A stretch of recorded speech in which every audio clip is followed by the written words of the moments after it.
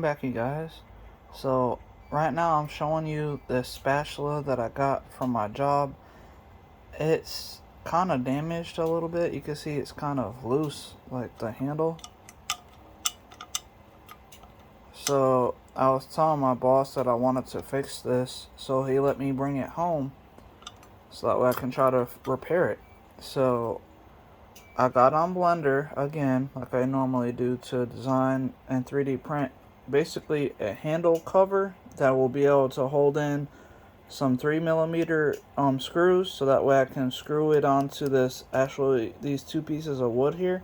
So I'm gonna pause the video really quick and I'm gonna show you the design that I made in Blender and what I'm gonna be 3D printing in a second here. Anyway, give me 1 second, I'll be right back with you. Alright, you guys, so I'm in Blender. This is Blender 3.51 or something. I forget exactly the number, but either way, it's the over 3.0 version. And if I zoom in a little bit here, this is actually the handle for the spatula that I have here, that wooden handle that is loose and like about to fall apart. Anyway, so if I just go on one, you can see it in the front view. I did add a bevel on the bottom here to make it a little more curved, just like how the handle is. And then, so this is the handle itself, but then I went ahead and added another handle basically and made it a little wider so that way it could slide right into the handle itself. When I'm done 3D printing it, then I'll be able to slide it in as a cover. And then, matter of fact, let me just get the cover up so you can see it. So this is the cover, and you can see it has some holes right here on the top and bottom. Those are 3mm holes, so like for like an M3 screw or for like a wood screw is what I'm probably going to be using.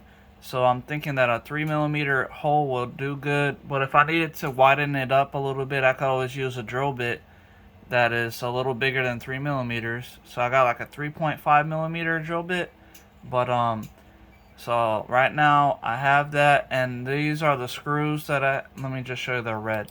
So this is the screw right here, if I can just show you a little bit. So these screws right here, they're 50mm long. I wanted to make sure that they were long enough to go through the front and the back here.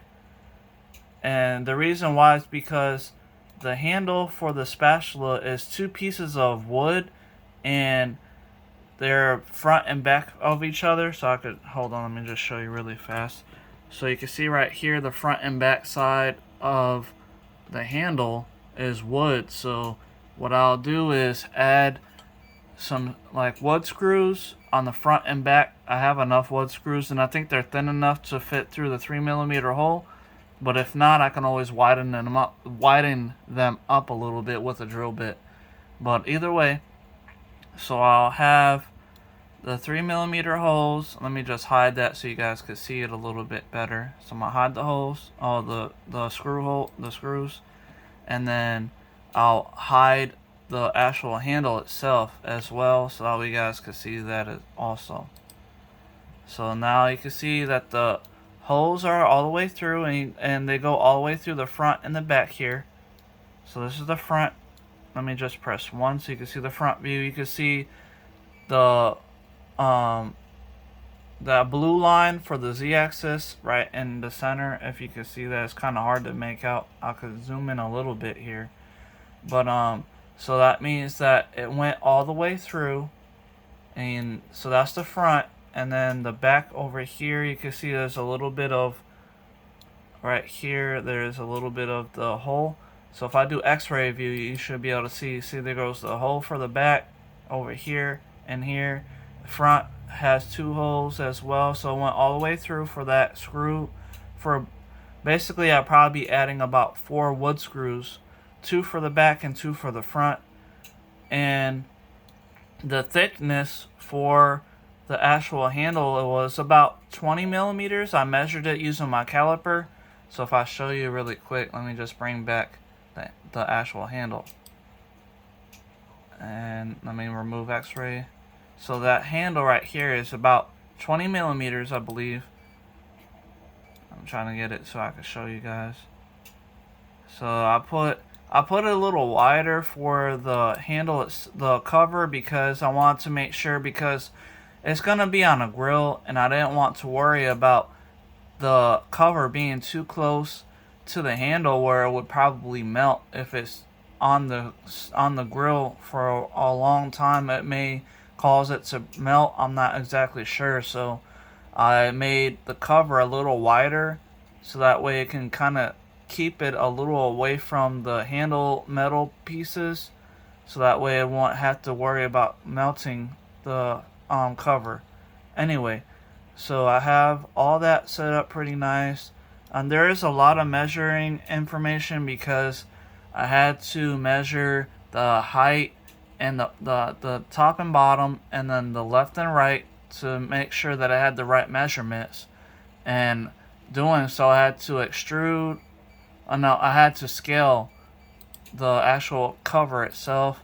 So if I just hide all of the handle itself here, it'll be removing some of that, some of the numbers here.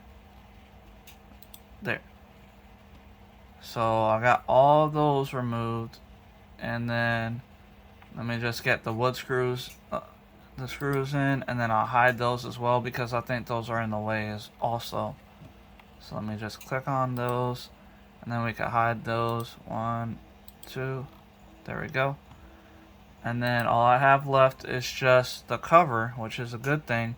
So the cover is 139, almost 140 millimeters tall, I believe. And we can double check with measurements really quick. Let me just pause the video, and then I'll show you the actual real measurements of what the cover is on the handle, for the handle anyway.